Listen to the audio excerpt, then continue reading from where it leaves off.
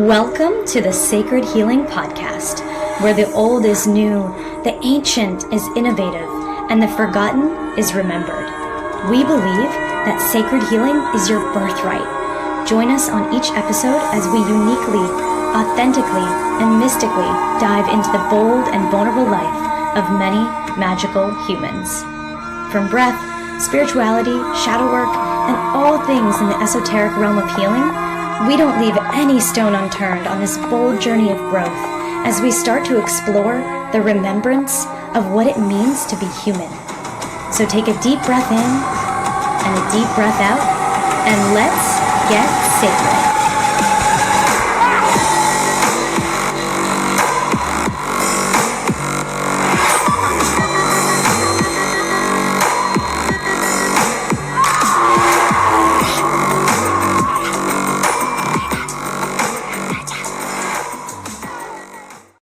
Hey, sacred beings, I'm here to chat with my beautiful friend, Jenny, who is a quantum healer, an intuitive tarot card reader, a spiritual coach, and a vinyasa yoga teacher, and she is dedicated to guiding others on their path of transformation. She's a Cape Cod native, and she's also a direct descendant of the Mashpee Wampanoag Tribe, and she carries this beautiful wisdom and all of these healing traditions of her ancestors. And she has over 15 years on her spiritual journey, and she creates sacred spaces for self-healing, for helping individuals awaken to their truth and align to their highest potential.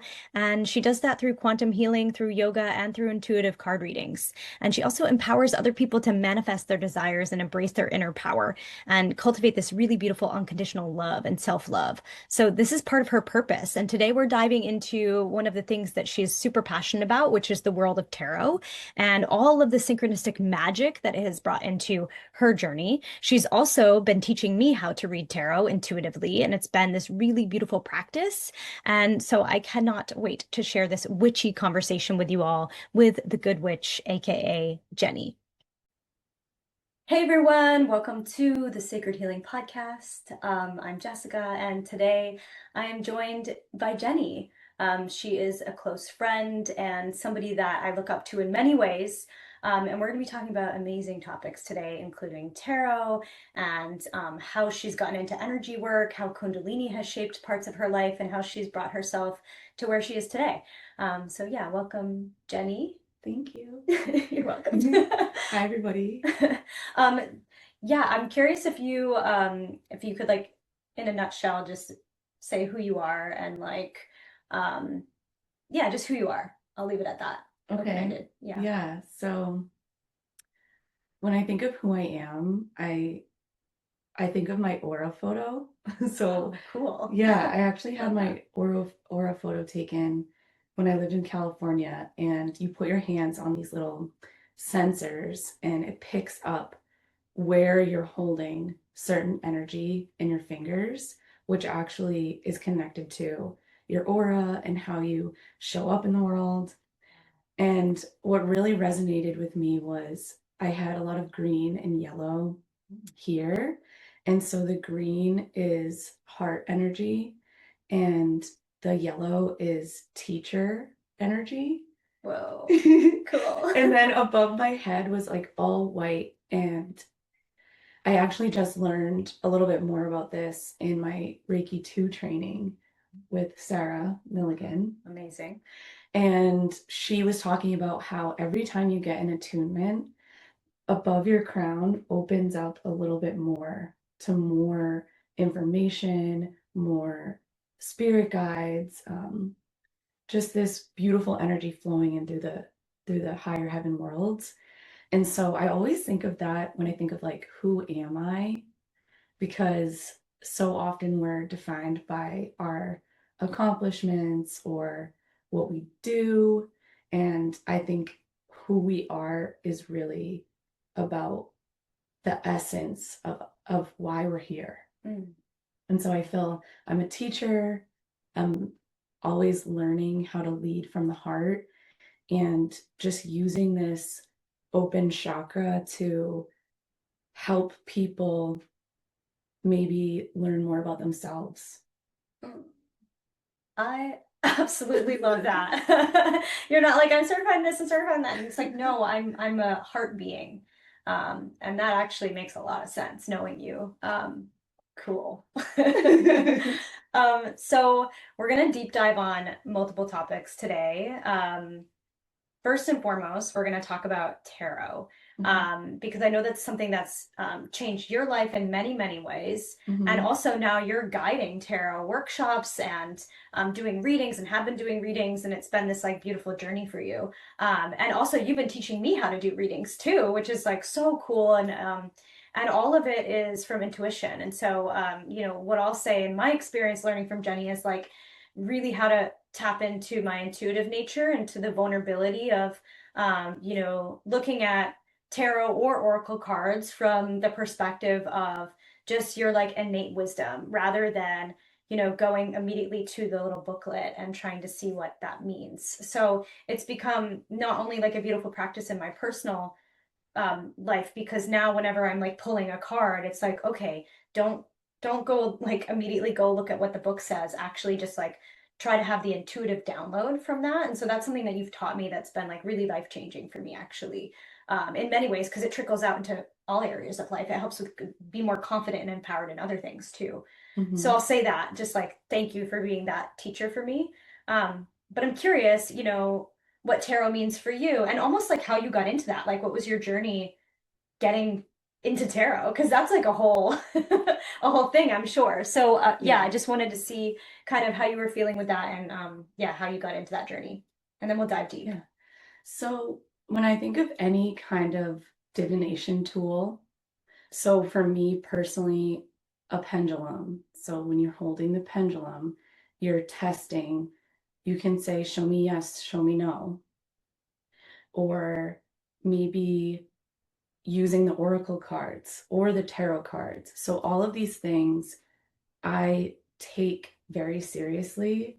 So what I mean by like seriously, because I'm not really like a serious person. I love humor and beauty and fun, and life doesn't need to be so serious. But I think when you're channeling the divine and you're seeking answers from God or from universal life force energy. So whether you call it God or you just believe in a higher force.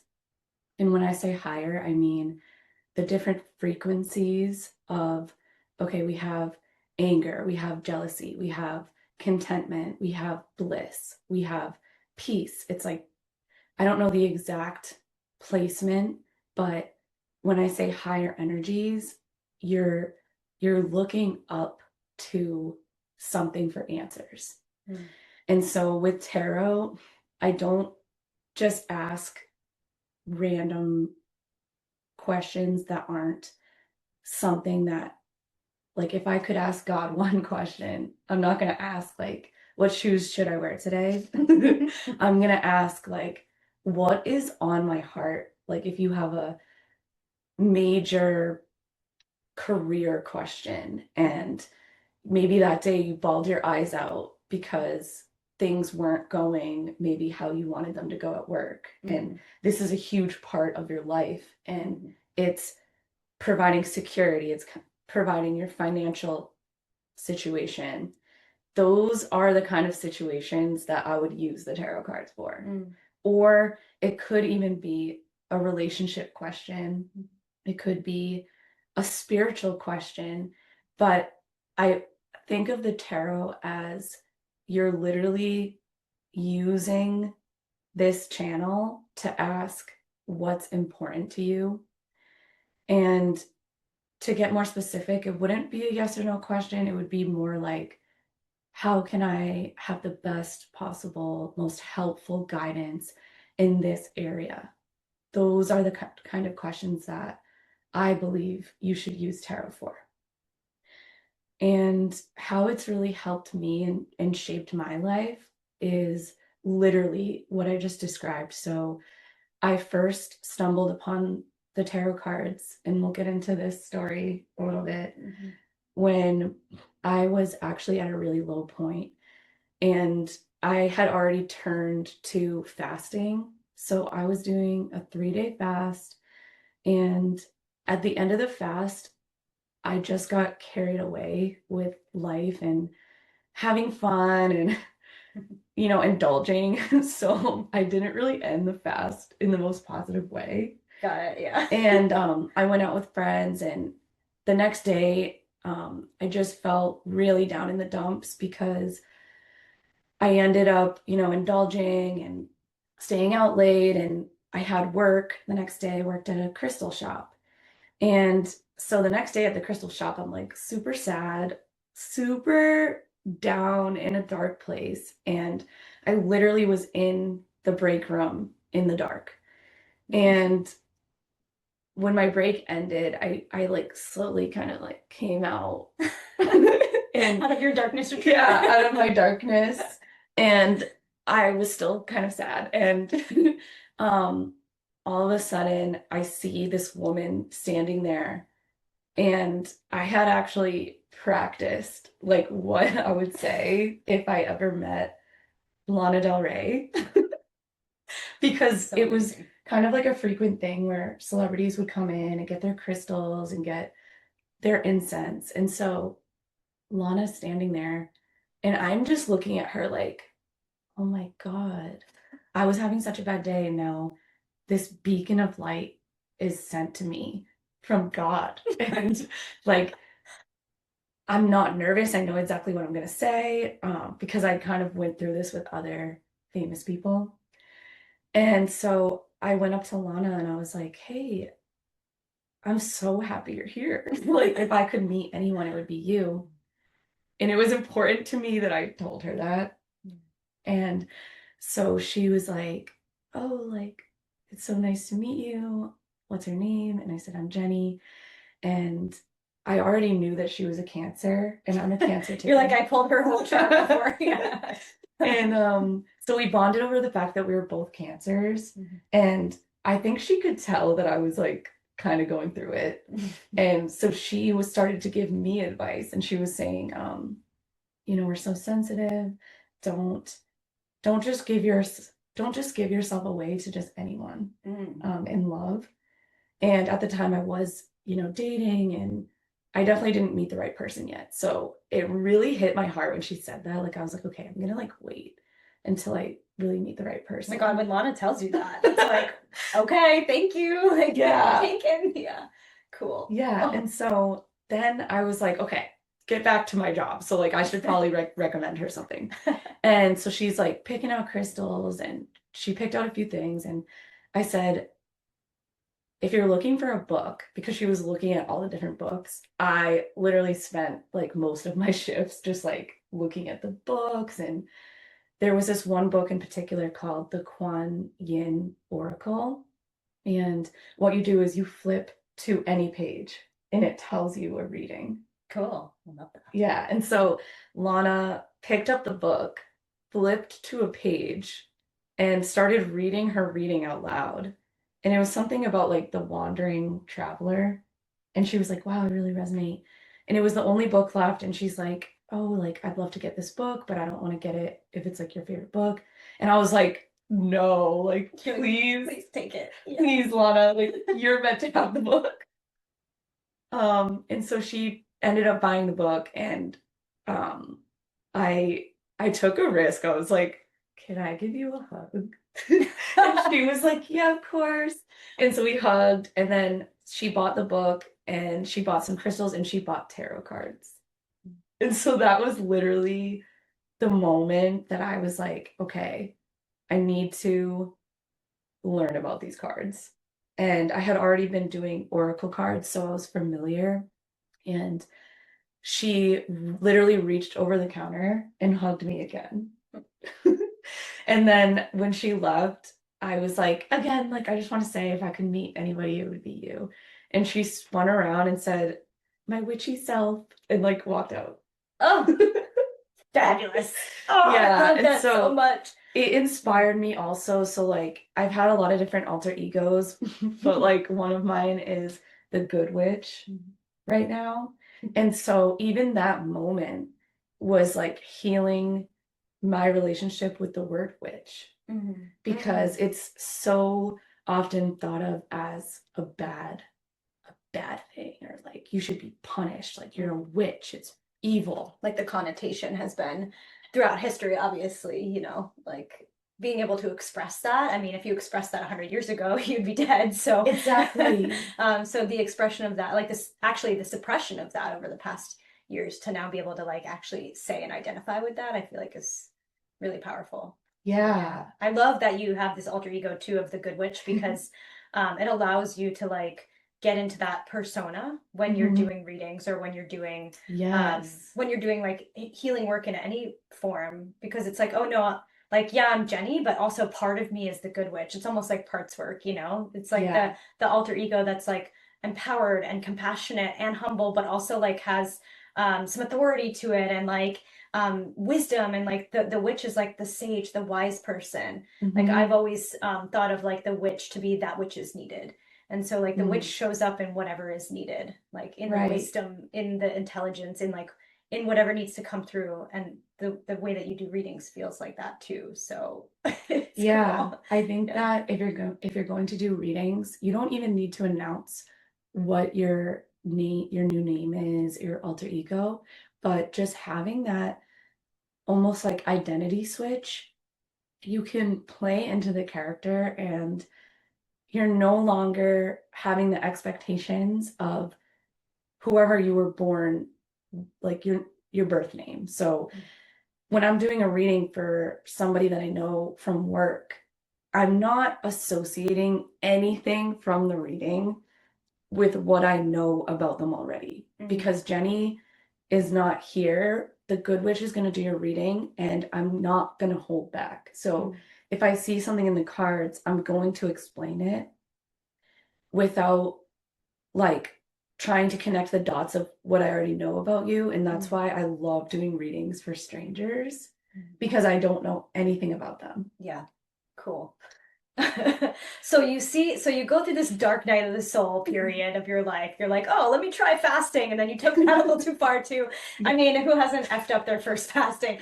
I almost like threw up one time after I fasted because I broke it with like this horrible, like, yeah, because you go right for the, like, the, you know, it's like almost like Right for the thing you're not supposed to have.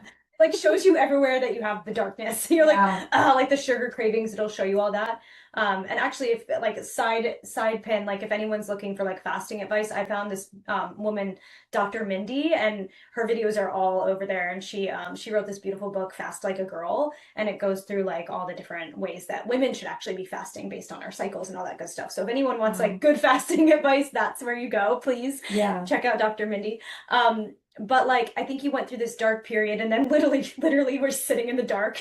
Yeah. And then you came out and there's like Lana Del Rey standing there. Like what a beautiful like aha moment, turning point in your story. And then also, you know, she buys like, okay, Kuan Yin is here, energy coming in, and then she buys the tarot cards. So after that moment, you're like, okay, well, if Lana's getting these things, you know, and she's like, I'm a witch, bye, then you're like, okay, now it was almost like permission for you to, because it's not like you're like copying that. I feel like you are already that, especially, you know, you're working at a crystal shop, let's be real. So like, you know, it was almost like the full permission to then embody what you really wanted to be or start that process. Because I feel like probably between then and now, you're so much more embodied in it too. But yeah, I'm curious kind of what happened after that. Like, how did you go down the road of tarot? And then maybe we can get into like some spreads and some things that like you do in readings and in the cosmology and philosophy of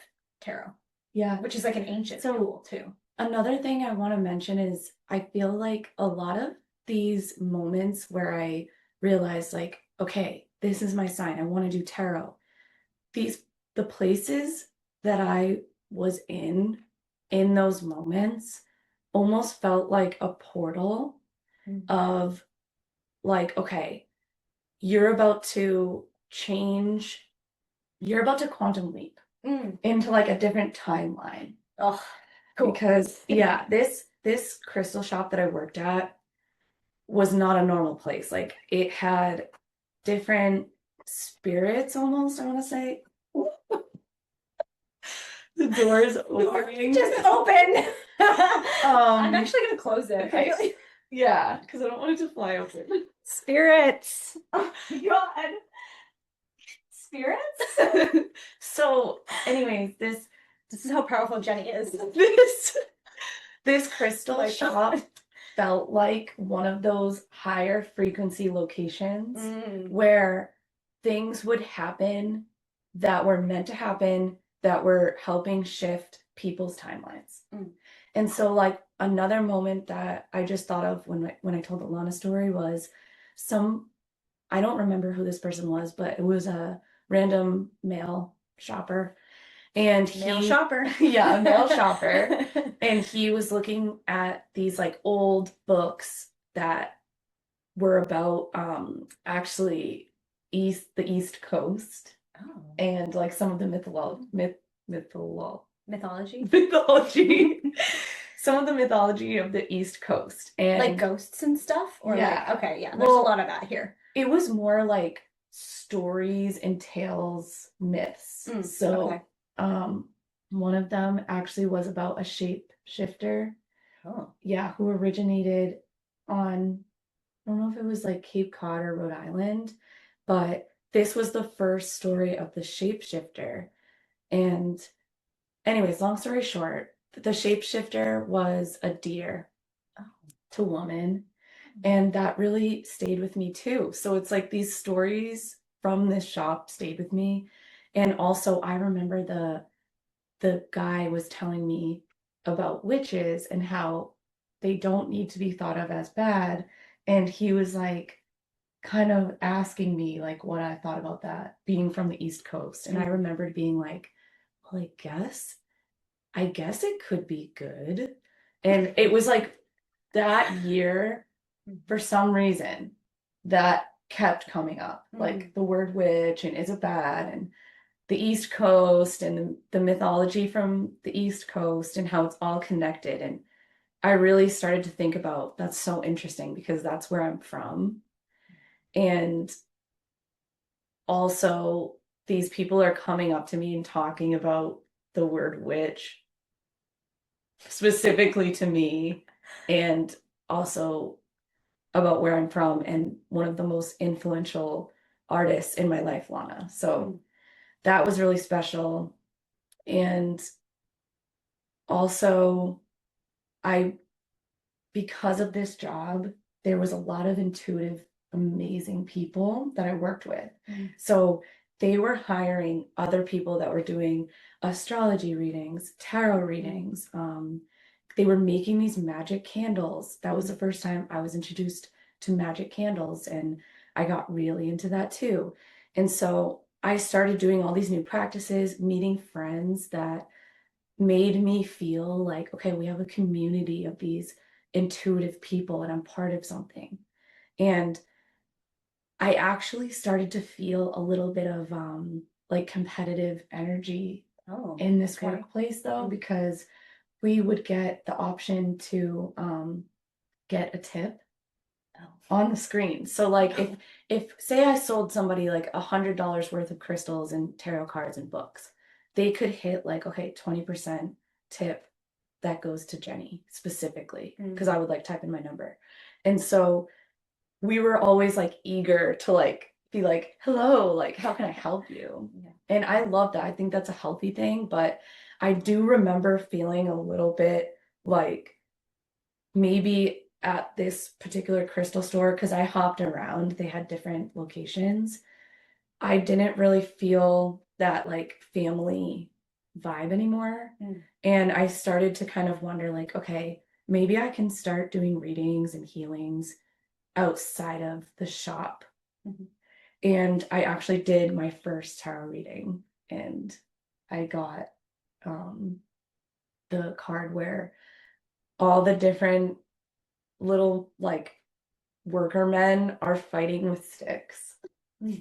And I read the meaning in the book, and it said that it's like a competitive energy, lots of people with similar gifts going at it, competing, not supporting each other, but like trying to be the one to get to the top. And it's not helpful, it's not conducive. And I actually ended up leaving that job. So it's interesting how like literally my first reading, I made like a major career decision. Like right after. Because I was like, I felt that already. I had already felt that energy. Yeah. And thank you for saying sticks, because I remember like the first time I was learning about tarot, I was like, You're like, what do you see, Jess? And I was like, I was like, there's 3 little sticks. And you're like, they're actually wands. I was like, oh my God.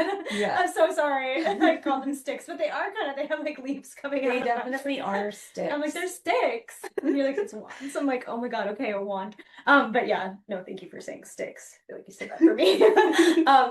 That's really cool, because I think that just shows how deep and like to kind of bring it around what you were saying earlier, like you take it seriously, where you're asking really potent questions and or like really clear messages are coming through. And I feel like when you are in clarity with your question, the answer will be more clear too. Yeah. Because when you have kind of like the silly question of like, oh, what shoe should I wear today or whatever, similar, then the potency might not come through because the universe is busy. Yeah. Like, yeah. There's 8 billion people on this planet, you know, like everyone's talking to the universe or whoever, you know, they're honoring. And it's like, okay, well, the potency of the message, like, is it going to land or is it going to come through?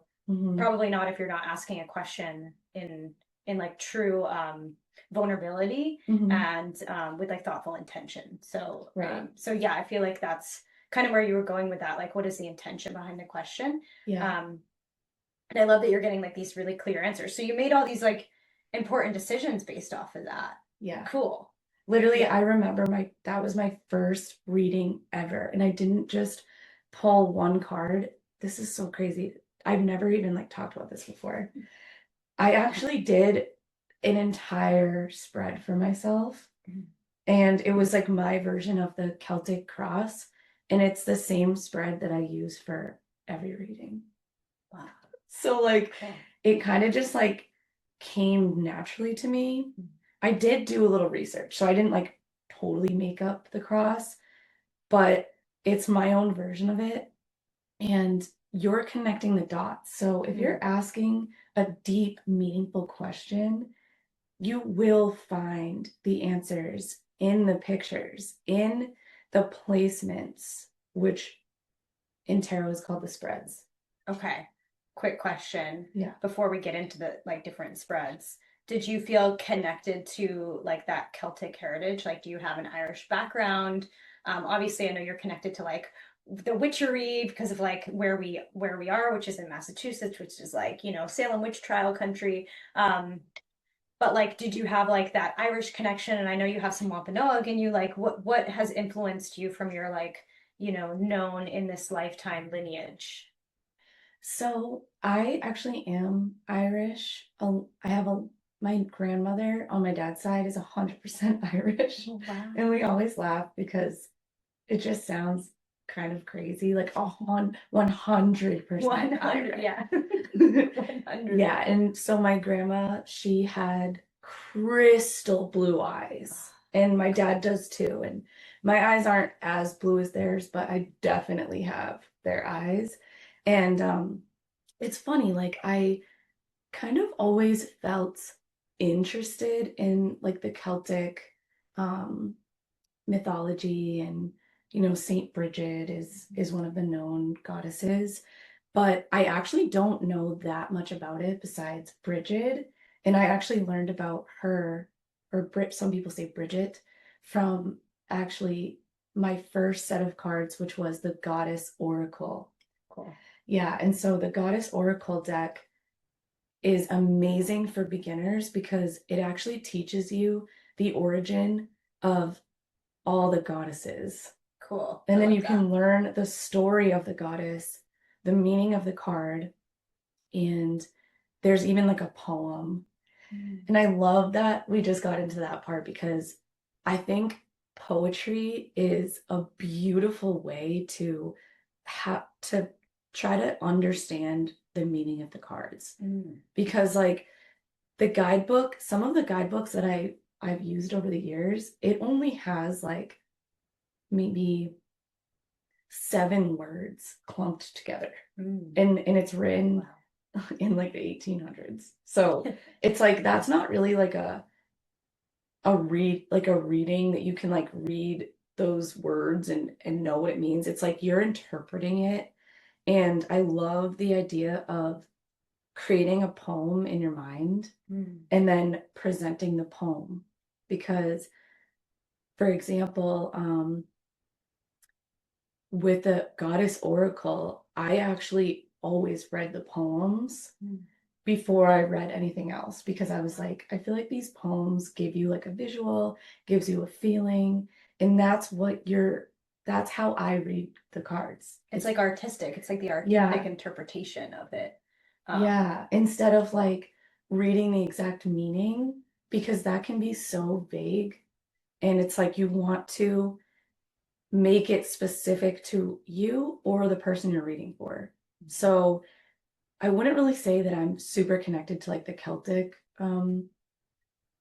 part of it. I just loved that the cross had, okay, here's you, here's your situation. And then there's the past, who you're becoming, the future.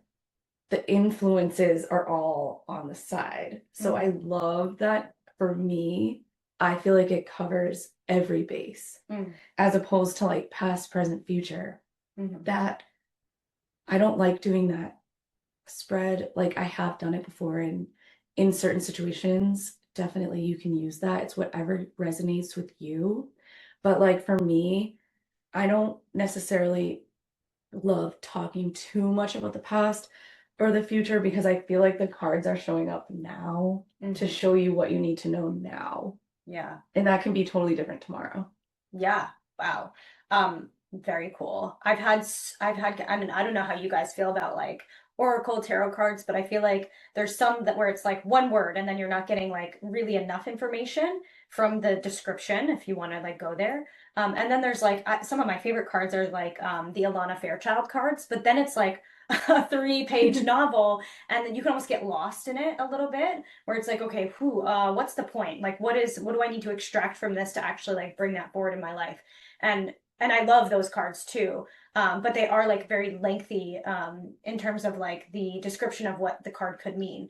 And so I feel like where you land is almost like somewhere in the middle of that, like a really beautiful harmonious balance between like looking at what it says versus like what's happening in your life right now, and how are you going to use that to take appropriate action where needed. And because I know also you're looking at the present moment too, like what you said is your focus. It's like, okay, well, the past is the past. It's not like you're going to be able to change the past, but what you can do right now in this moment is make a decision that could impact and morph and co-create a different future. So that's kind of interesting. Yeah, I'm curious to know a little bit more about the spreads, and then also like how this is like helping to manifest like different co-creations and different possibilities and different outcomes. Like knowing that all rivers lead to the same ocean, but like you could take a different path at any moment in time. Yeah. Yeah. So for the spreads, it's interesting because I've done so many readings in the last, like, since let's just say like 2018. So people don't always have like a super specific question. And like that's okay, because I think it's always about the intention. So your intention could be like, I just want to have more awareness. And my sister put this perfectly. Because as I was preparing for these tarot workshops and even doing tarot readings one-on-one, these are discussions that we have all the time at our home. And we even like pull a few cards together every once in a while. And my sister said, I don't get a tarot reading to like be amused or to be impressed or to necessarily even feel good. She said that she would get a tarot reading to find out information, and that's it. She wants to find out what's going on. And I loved hearing that feedback, because it really is about the person sitting in front of you, or if it's for yourself, it's about your soul. And it's about, okay, which spread is going to give me the most helpful information? So one that's a little bit more simple is, instead of past, present, future, you could do body, mind, spirit. And we talked about that in one of my workshops because I wanted to give a spread that wasn't like 11 cards. Like, let's just start with like 3. And even for me, like when I'm doing a reading for myself, I'm not always doing these like hour-long 11 card readings. So even for myself, sometimes I'll just pull 3 cards, and sometimes I'll totally scratch the spread meaning. And I'll just say, okay, how does this help whatever I'm asking about? So to dive deeper into like, okay, how is this going to help, like you said, kind of create maybe a future that is more in alignment for you? The cards will give you information about people. So when you see like the page or the queen or the king, usually that represents people in your life. Okay. So it can also represent you. But if you're asking about a situation, like say you're asking about your household, it's like you know who lives in your household. Maybe you live with like 3 other people in your family. You all have maybe different personalities. When you see like a strong personality show up, you're going to know who it is. Right. And if you don't, the reader is going to say, okay, this is somebody who, you know, they love you, they're emotionally supportive, or maybe they're going to say, this is somebody who's, you know, very harsh, they're very direct, they're not speaking things in a soft, loving way, they're just going right for it, they have strong boundaries, they have strong will. So it's like these characters show up in the cards because the tarot was designed to literally have every situation that could happen in life in the story of the cards. Beautiful. Even the people that appear in your life. So you can use whatever spread you think is going to help answer whatever you're looking for information about. And then just notice what's showing up in the cards. Like, is it a woman? Is it a man? Is it a character that is maybe younger or older? Are they old and wise? Are they young and taking big risks? You'll be able to tell based off what the little character is doing in the picture, kind of like what their energy is giving. Yeah. Yeah. And like with tarot specifically too, there's all those like people. Then there's also the 4 aspects of like the wand, the cup, the swords, and what's the other one? Or is it 3? The pentacles. Oh, the pentacles. Yeah, the pentacles. So those are like different suits. Okay, cool. Yeah, so maybe because I'm clearly not an expert, maybe I'll let you describe kind of like what the categories are. Yeah. Because there's numbers, there's suits, there's people, there's all these different aspects. So maybe breaking that down for people that are like first starting or like want to know more about how to intuitively guide themselves through that. Yeah. So what was the most helpful for me was the breakdown of the sections of the cards. So everybody who teaches tarot is going to say the same thing about this because it's very general. There's the major arcana cards, and those are the major life chapters. So if your life is a book, like the Fool would be like the first card because it's like you're starting your journey, you're trusting, you're not paying attention, you believe. And it's like the Fool could stumble into the greatest love on earth, but the Fool could also fall off the cliff. It's like the young energy, like naive. It's like the beginning. Yeah, the naive, the risk taker, he's the Fool. He'll fall for anything, but the Fool is actually my favorite card. And I feel like we need to talk about that too. But okay, we'll pin that. So major arcana cards are the major life chapters, okay? So when you see those cards, I like to tie the reading back to those cards at the end. Okay. So you really want the person to understand, like, hey, this card is showing up. It's a big deal. It's a big part of your journey, your story. your answer to your question. And then we have all the cards that tell the stories and kind of connect these chapters and show where you're at. So there is the pentacles. The pentacles are the coins, and that represents physical reality. That represents like stuff that you can touch. Like, okay, I'm gonna take my money and I'm gonna buy this pillow, or I'm gonna buy this house. And pentacles can also represent like you're looking at your resources and you're like, okay, like one of the cards shows a man looking at his resources and he's like, what am I going to do with all these resources or with the lack of? Then there's some people clinging onto their coins. So you can see like the different energy in the coins, earthly realm, the physical. So it's like material kind of. Yes. Yeah. Okay.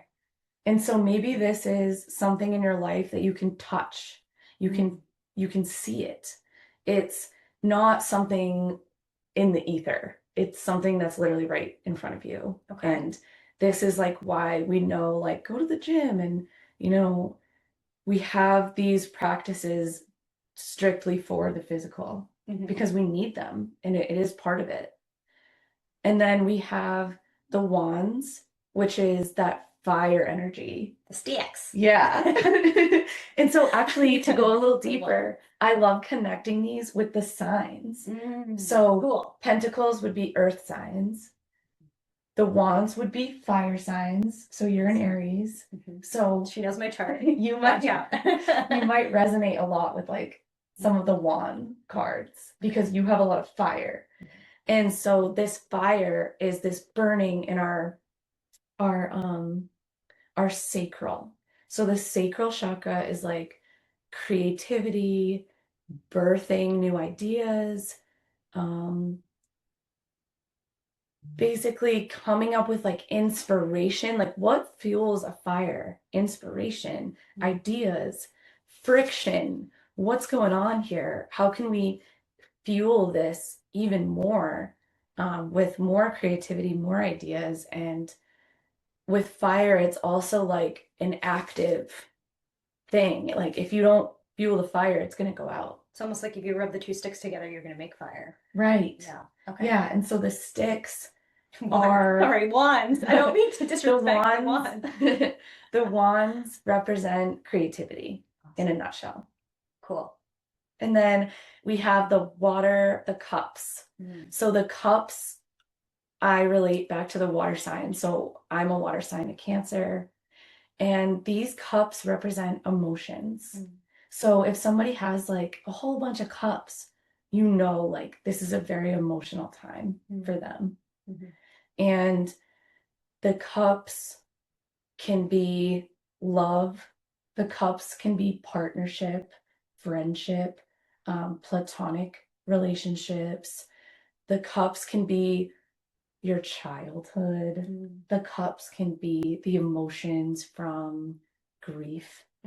So there are two cards that I think have a lot to do with like different kinds of grief, whether it's like actual death or it could be just still processing something that you let go of and kind of being blind to the new things trying to come in.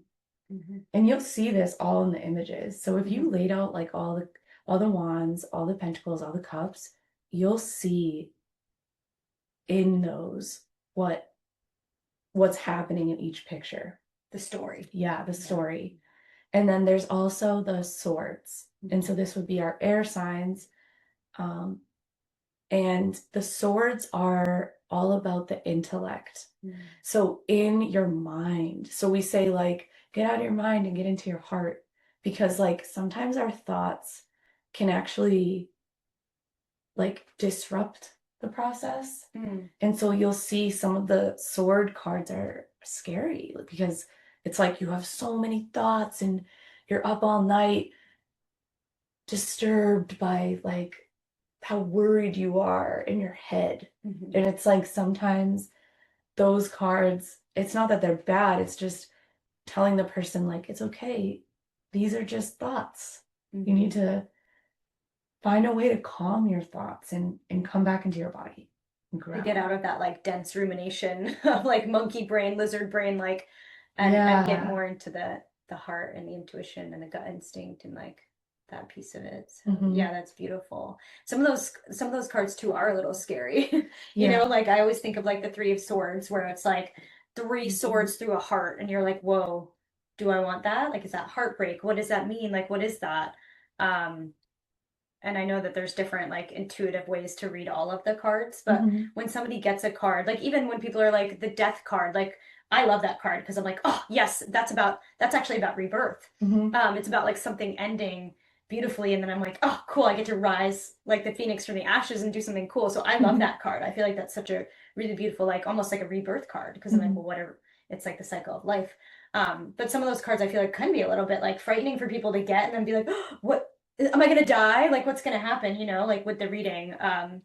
So have you ever had moments where, you know, and not using specifics, where people are like scared of the cards, and like, what do you do in those moments to try and help people, but also be truthful in the reading? So I would say my method is to focus on each card one at a time. So if there's like a good method is actually flip one card at a time. So you can place all the cards down so that they're not like looking at the death card freaking out and not listening to like the other cards. So the cards that are near each other or maybe placed opposite, those cards are connected. So you're never really, unless you're literally pulling one card, which I don't really do. I usually, like I said, at least pull three. You want to, it's a story. So one card isn't going to be like, oh, it's that one bad card. So you flip one at a time and you're connecting each card with the cards surrounding it. And when you get to that card that maybe the person is observing it, the real truth that I feel I've found is they're not necessarily observing the cards. They're observing you and what you're about to say to them. So I always keep integrity. I always have a little practice before I do a reading, and even the day before.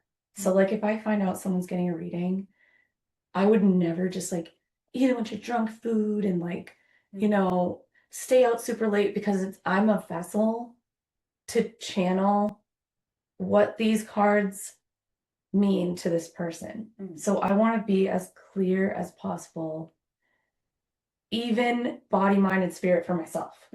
So what I do when I get to a card like that is I have had prior experience with the oracle cards, and certain cards I will have an awareness of like, okay, this person isn't here to ask what shoes to wear. They actually have something going on. And so I actually love the readings where there is some sort of suffering, because that is how we learn and that's how we grow. Like even before we did this podcast, I was like, well, I didn't just like stumble upon tarot cards having a wonderful day. Like I was having that dark moment, and Lana came in and I saw it as a tool to help me. And so it's a tool to help people. And if they're already in a perfect life in a perfect world, they don't need a tarot reading. It's like you're getting a tarot reading to learn more about your situation. And if there is some sort of heartbreak or transition or something that you're worried about, you probably will get more out of the reading. Kind of like therapy. It's like if you're going to therapy, like thinking that you don't need to grow or learn, you're not going to get much out of the therapy. But if you can be open and honest about what shows up in the cards and see it more as like, okay, yeah, I am grieving something right now. Maybe my heart, you know, has been broken a little bit, but I always come back to when our hearts break, it's actually bursting open. And when we mend the heart can handle more. The heart is stronger, it's durable. It has a deeper compassion, not just for yourself, but for everyone around you. So if you do get like the death card or the devil, or the heartbreak card with the 3 of Swords, just know that it's good to just hear the message, because that way you can actually start maybe doing that shadow work, or doing journaling, or whatever it is that you decide to do with that information to better your life and to kind of process whatever you're going through. And it's a chance, if you want, you can talk about it in the session a little bit. Yeah, and it's a way to integrate and alchemize it, like rather than to like kind of push it to the side and or push it under the rug, And I think that those moments come up in a time when they're ready to, because that's what happens in all the synchronicities of life, Cool. Thank you for explaining that. And thank you for explaining the different categories. Is there anything else on those like categories or that storyline that you want to talk about with tarot? Because I'd also love to talk about other stuff too. Yeah. So the only other category I would like to include is like the little characters. So then there's the major arcana, the pentacles, the swords, the cups, and the wands. And then there's the characters. So like the page, the king, the queen. And they kind of represent the people in your life. So we did mention that, I think. And they're not major arcana cards, even though like the King of Cups is definitely like, wow, look at that card. You get that kind of like big chapter feeling from it. But it actually could represent like somebody in your life or a version of yourself. So I feel like that's helpful too. And then there's numbers too. They all are numbered. Yeah. Because that's like almost like the cycles of life, like it's going through like childhood to adolescence to like, isn't that what the numbers are doing? Like it's like raising the or not raising the vibration, but almost like taking you through the cycle of life a little bit. Yeah. Okay. So you will see, like, say you keep pulling like something that represents like the number 10. The number 10 is supposed to be like completion. So you'll see each card, the number does actually play a role in the picture. Okay. So yeah, also checking into like numerology can help you understand the cards better. So that's not really one of the ways that I do it. Like I don't really pay much attention to the numbers, to be honest. I'm more visual, like the colors, who's in the card, what are they doing? Is the card reversed? So I do also read the cards reversed. Ooh, okay. That's actually another thing too, because I feel like some people do pay attention to reverse and some people don't. Yeah. So what would be the meaning? Is that just the duality of the card, or is it like the opposite typically? Or I would say 75% of the time it can be you just haven't fully maybe integrated the upright version, but then some of the cards actually mean something completely different. Oh, wow, how confusing for everyone. I know. So I would say it is okay to look at the meanings. Like, they're really, I'm not like preaching, never look at the meanings. Like, I learned definitely from looking at the meanings too. So there's nothing bad about needing to, learn and read about each card. And if you want to read reversals, I would say definitely when you're doing a reading and a reversal comes up, look up what the reverse meaning means. And there's going to be so many different interpretations too. So, oh my God, 1,000,000 ways to look at it. I think that's why, ultimately you would want to feel like really connected to who's doing your reading, or like at least feel good, vibrations or whatever energy from that person. Because I feel like that's more important too, is like that trust. And, do you feel like they're the right person to do your reading too? Because I feel like then when you're more comfortable and your nervous system is relaxed, you're more likely to receive that information, in a way that's more helpful for you. Definitely. Yeah. So discernment around that too. Awesome. Anything else you want to say about tarot? Um, yeah, I would just say that tarot is a beautiful thing to turn to if you are looking for something like advice, more awareness, and there is also like a therapeutic element because I do also provide that space where it's like, if you want to like comment on what maybe one of the cards could be pointing out, it's so therapeutic to like use your voice too and say like that was this and I'm amazed it showed up today, and you know, thank you for bringing that up, and then it gives you more to go home and think about and work on. I'm so glad you said that actually, because I felt like even in like some of the first tarot readings I ever did, I was more came in with a skeptic mind where I was like, the more information that I give the tarot reader, the more they're going to create some sort of a story based off of what I'm telling them. Almost like if you go to a psychic medium and you're like, I don't want to give them any information because I want to see if this is real or not, you know, almost like the test.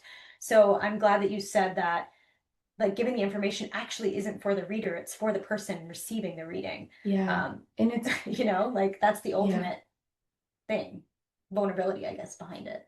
I definitely want to leave the tarot subject on the note of like, if you're booking an hour-long reading, you should be interacting, because if you're sitting there like, oh, I'm gonna, you know, see if this person knows, it's like you're already giving the energy of I don't trust.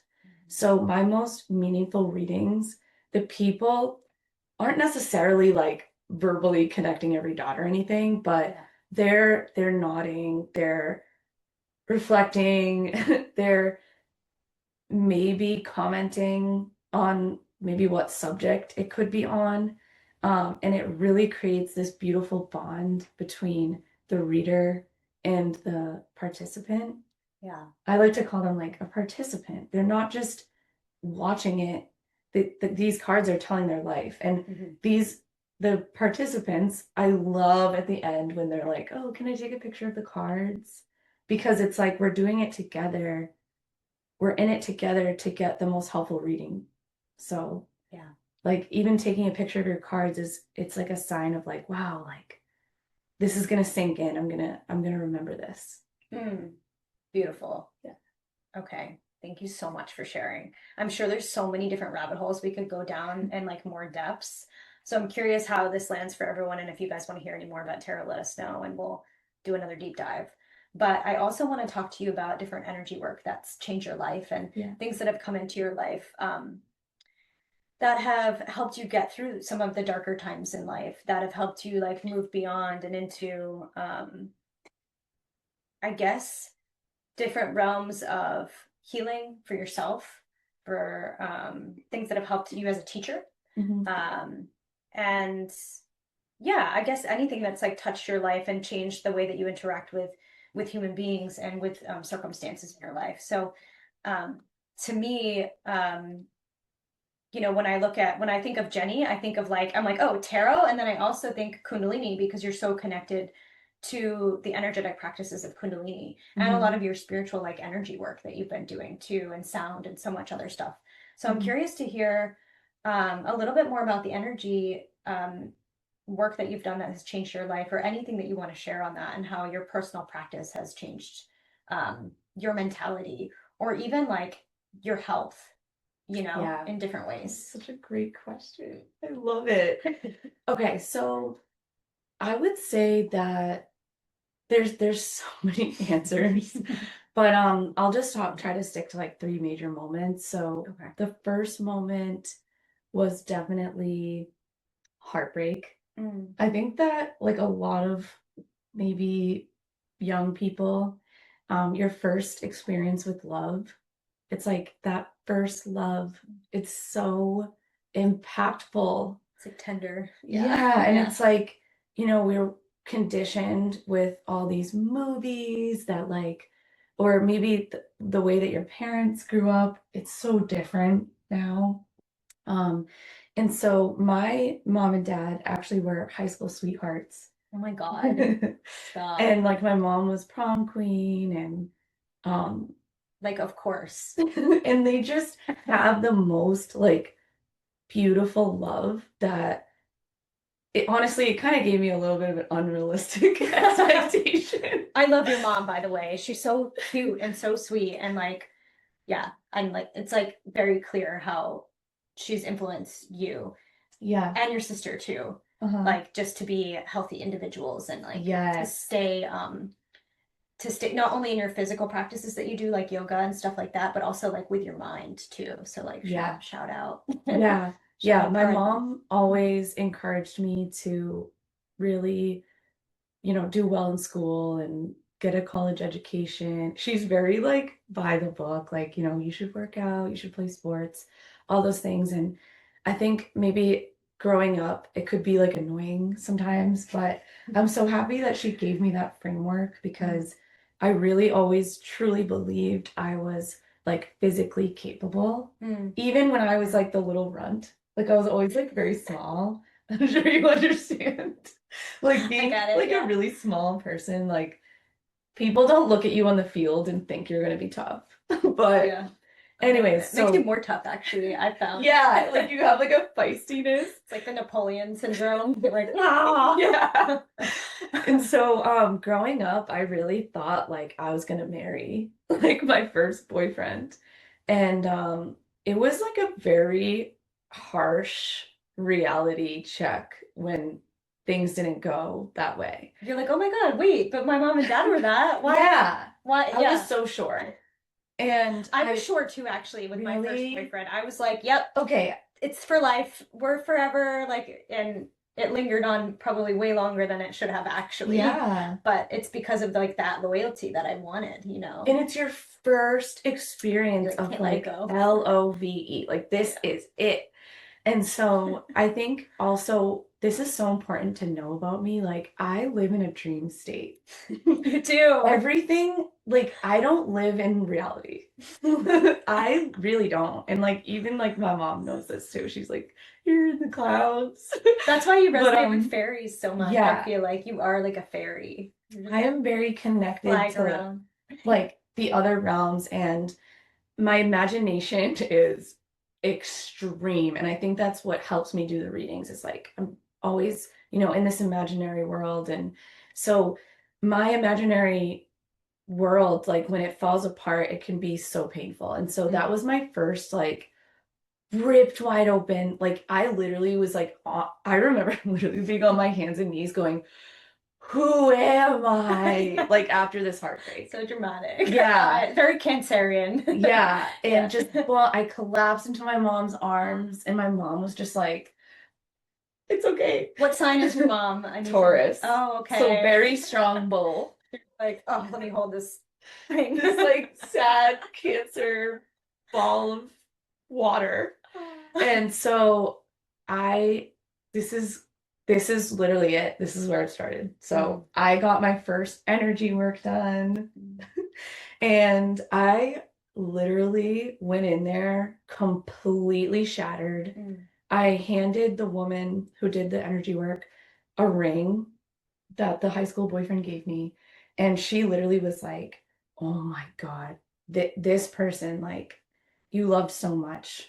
She was like, was this your mother? And I was like, no, but I understand like why you think that, because like I loved it. Also, you were like idealizing what your mom had too, like that relationship between your parents. It was almost like the idealized love was the ring, Yeah. And I think like our life partners are the most important choice we make in our life, because your parents eventually are no longer with you. It's so sad, but it's like our loves of our lives are it. Like that's what I think. And so really this shattering of this, dream I had, I didn't know who I was anymore, because I was so connected to this person that it was like my whole personality and everything I did on the weekends. Like, yeah. So, I mean, who hasn't, like, when they're younger? I mean, I don't think I've met anyone that hasn't poured their entire life into the relationship when it's their first love. Yeah. Almost like changing your whole identity to meet that person. And then when you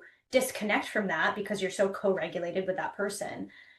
I mean, for no fault other than like you love them and you want to be almost like them or people pleasing or whatever the energies are, or like if you're not Your enough, you won't be worlds loved. merge. Totally. And then when you start to dysregulate from them, you're like, that's where that who am I feeling is. That's where like the hands go up in the air and you're like, oh my God, I lost myself. Yeah. I don't even know who I am anymore.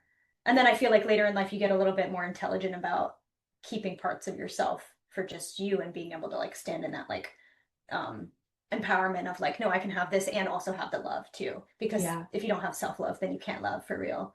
Definitely. You know? But anyway, yeah. That was like way later in my journey though. Yeah. So what happened was I didn't know who I was.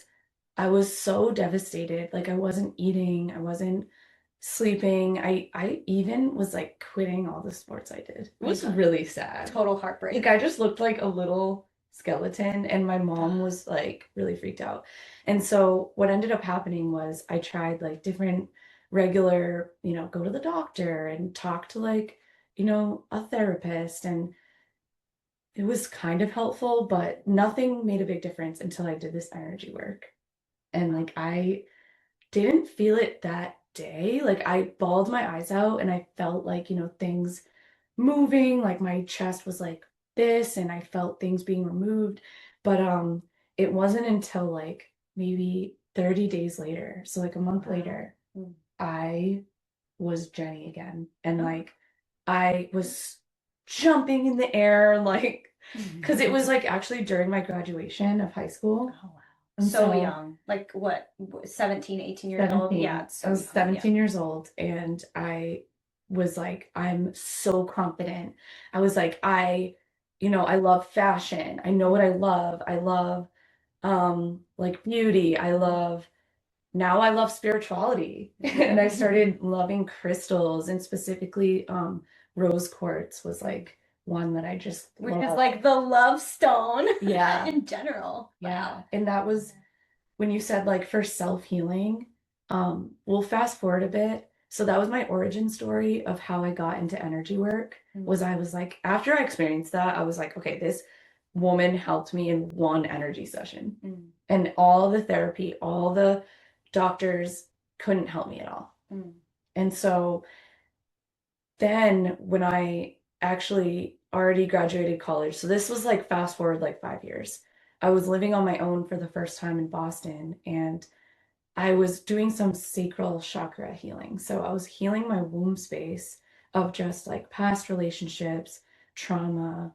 We don't need to get into like all the details, but I'm sure a lot of other women can relate to just trauma in the womb, things that we've experienced, really dark, experiences, and just feeling taken advantage of, and just not like, the intimacy in my life didn't feel like love. It felt like, I was trying to always be good enough.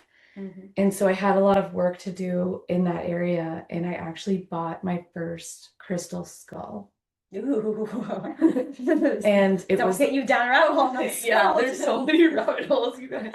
So I got my first giant rose quartz crystal skull. Okay, so that's where that came from. I literally bring her to every event. Cool. She's cool. Yeah, and so I would place this giant rose quartz crystal skull on my womb, and this was like my first deep, deep, deep, deep healing I ever did on myself. I was like, I don't want toxic relationships. And I wrote it down. I don't ever want to be in a toxic relationship again. I burned it. I put the skull on my womb. And like, I think I only had like 2 more toxic relationships after that. Because like, it's a few process. Yeah, like you have to really be doing the work every day and like setting boundaries and right, like just because you wish for something doesn't mean it's going to happen overnight. Right. The universe will still send you the lessons that you need to get in order to, so like eventually you got there. Yeah. Some people never get there. So I feel like that was like the seed that was planted, but you still had more to learn, I do want to say too, like, it's okay to keep trying again in anything in life, whether it's like you didn't get the promotion you wanted, or, the womb healing, like any type of healing. It could be a serious, serious illness. It's like, just keep trying, because something I always went back to, this was even like when I just started my spiritual passion, was like, I loved the word believe. It's such like a simple word, but it's like, if you believe, then it will happen. And it's so simple, but it's like, after, doing my rose quartz healing on my womb, it's like I forgot and I went back to the patterns, but I kept trying. And like, when I went to Hawaii was when I think I really healed my relationship with like my body and my sexuality. And I just stopped, feeling ashamed. And I stood up for my worth, even though like, yeah, I could have went for the lust. I could have went for the material gains, but I didn't want that. I was like, I don't care what I have to sacrifice materially, and I don't want to feel a drop of shame anymore.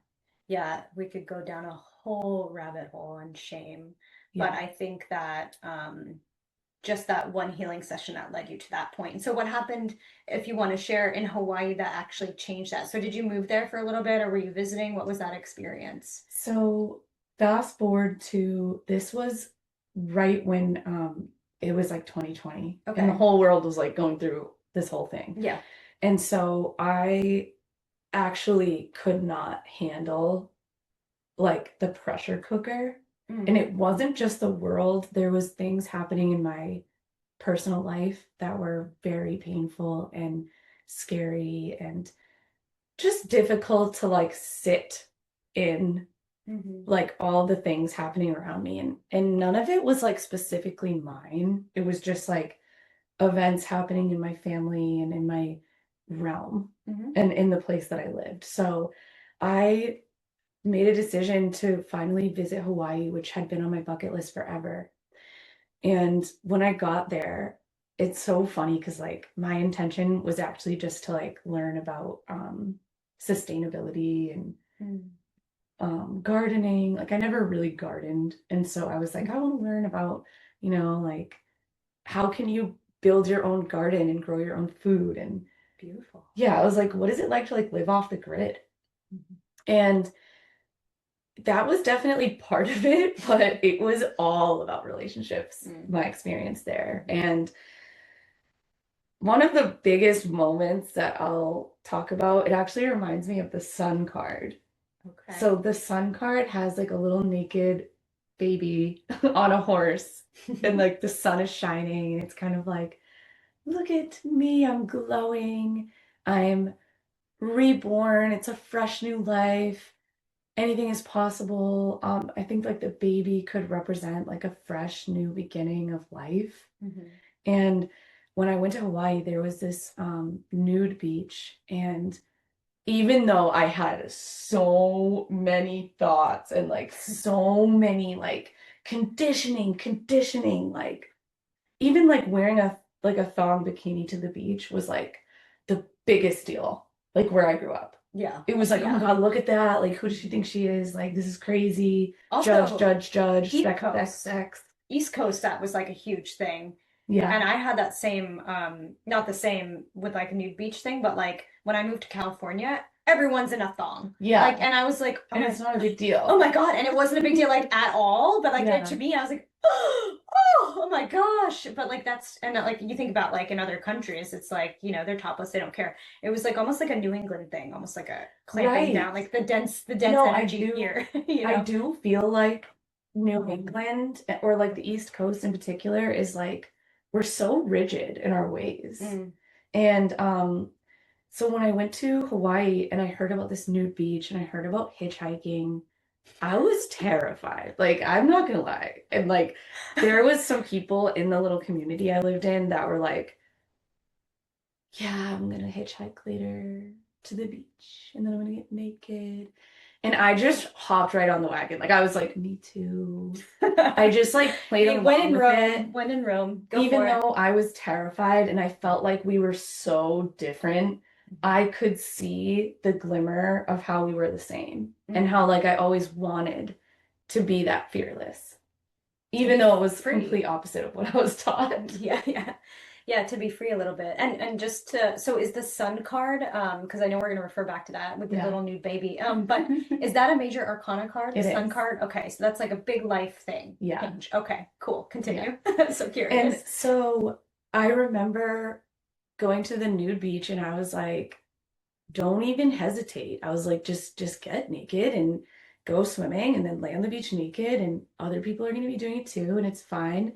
And it was like, in that moment, I realized like we do not have to be sexualized at every second. Like I'm allowed to just be a butt. Or like a whatever. Like you're allowed to have a butt. I'm allowed to just like be naked walking down the beach and like feel safe that I'm not going to get attacked, that people aren't going to like project all these weird things onto me. And even if they are, I'm in charge of my body. And if I want to be free and be naked, I have every right to do that. And there's not a lot of places in the world that you can have that feeling. Yeah. I haven't felt that.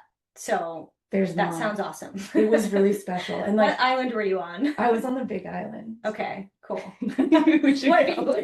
LOL. And so what also is connected to this story is I met a photographer, like a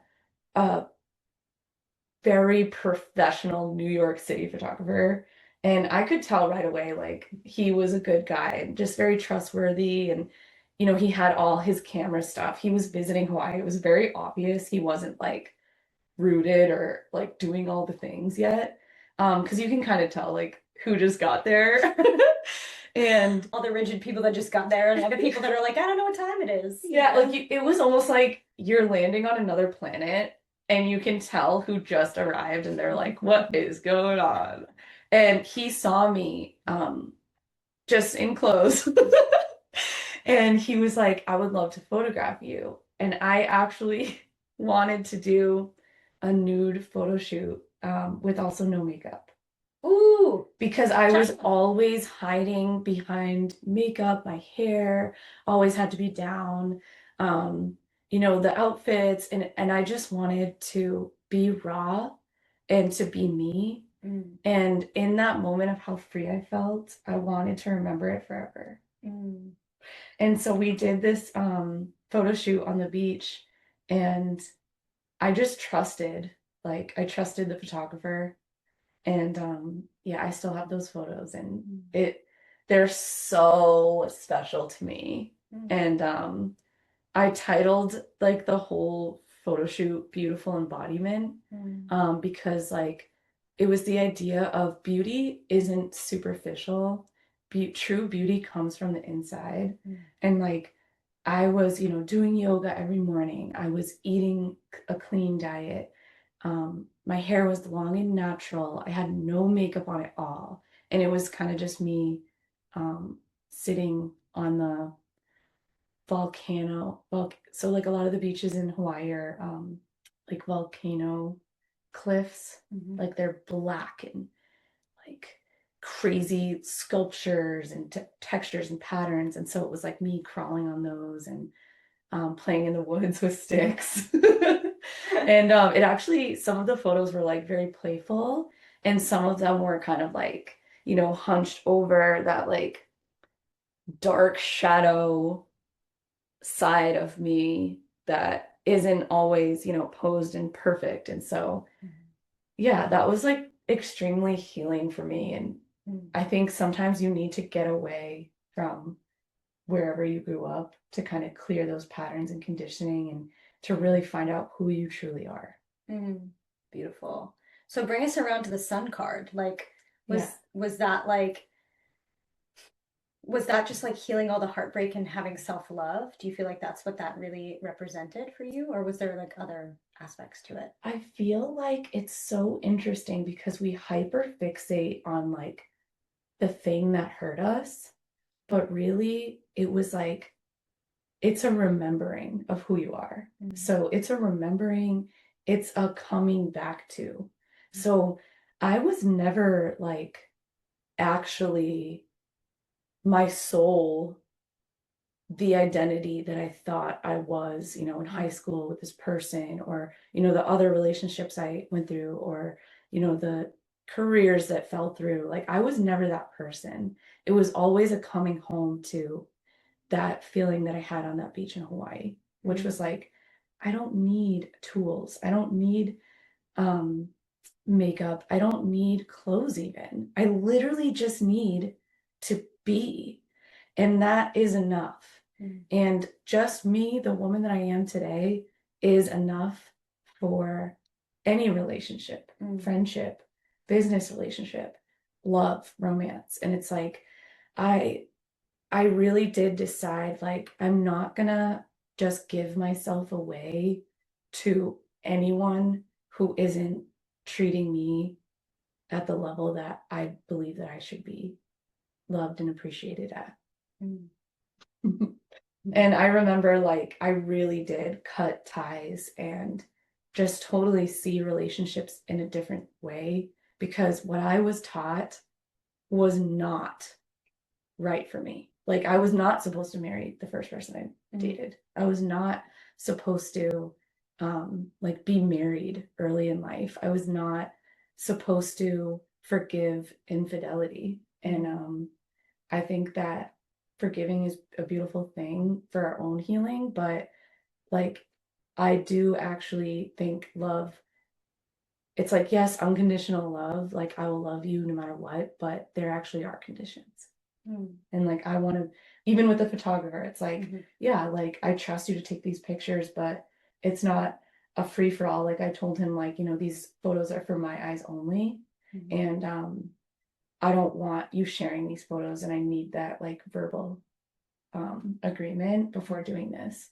And it's like, I think as women, we need to be able to use our voice to protect ourselves and to create that little bubble that we're in all the time. We get to choose what goes in it. And so the sun card to me represents like, who were you, or what was that joyful, playful version of you doing in the other realms before you even came here? And like, how can you bring that essence into like how proud you are of yourself, and the success that you already are just by being you.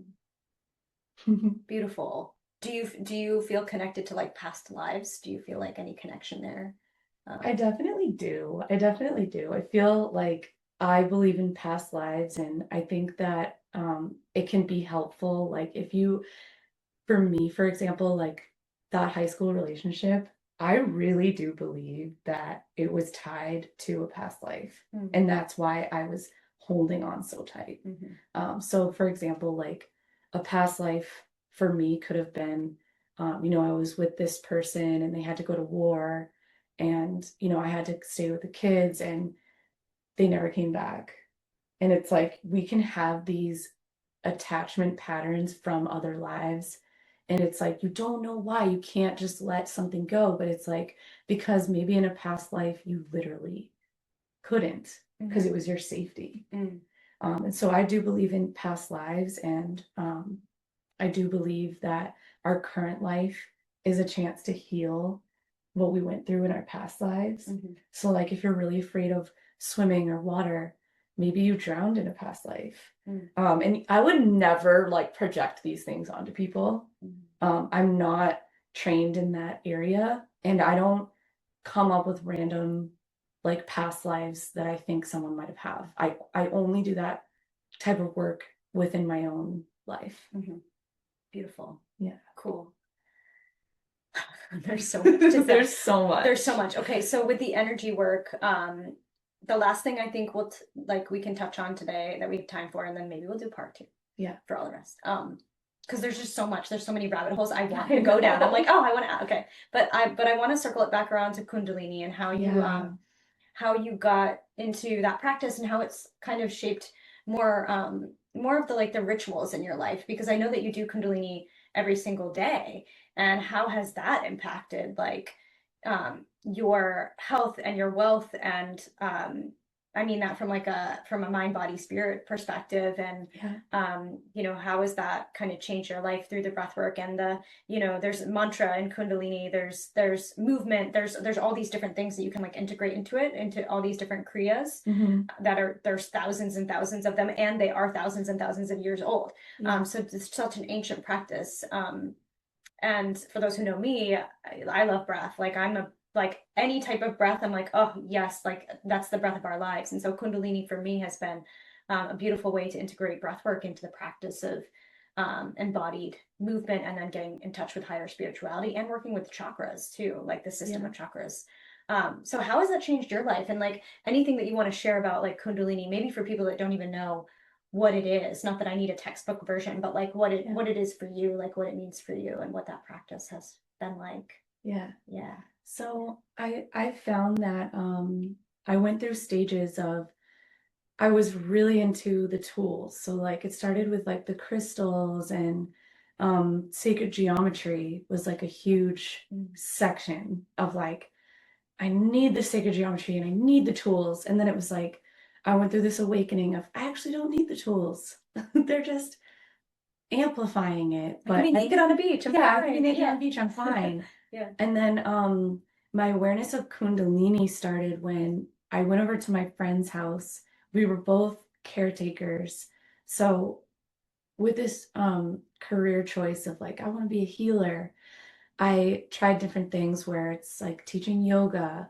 You're still embodying a healer in a way.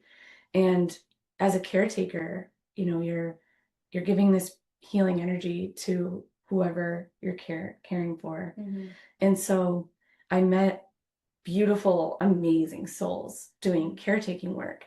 And one of the girls, she had a Kundalini practice, and I would like hear her doing it through the door. And I was kind of like, oh my God, like she's really breathing in there. Like all these things. I was like, oh my God, like what's going on? Like it almost sounded like sexual. Like when you're having like, I don't know, like well, like the breath of fire kind of, like you can Well, there's so many different breaths. And so whatever she was doing, it just sounded really intense. And I was really curious, like what on earth was going on. And she invited me to she called it Kundalini and cacao.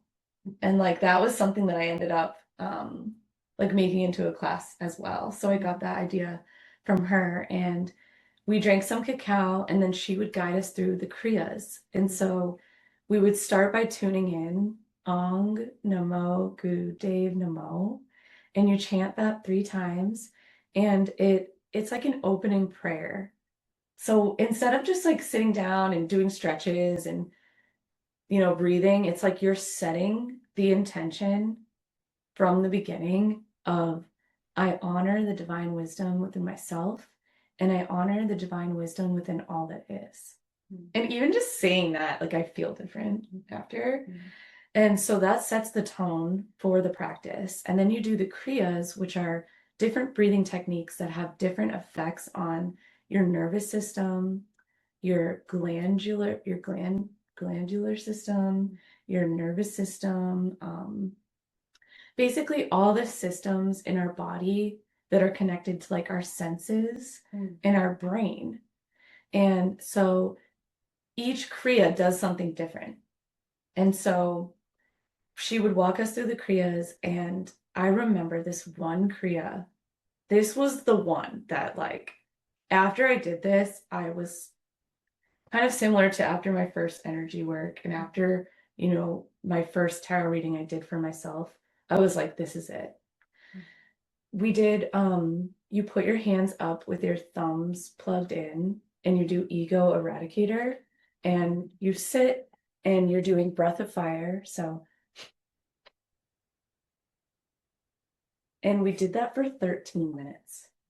And like for someone who was new to Kundalini, like that's a really long time. That's a powerful. And also, for those who don't know what breath of fire is, can you explain that? Like what that breath that you were doing? So you're pumping your navel in towards your belly, towards your spine as you exhale.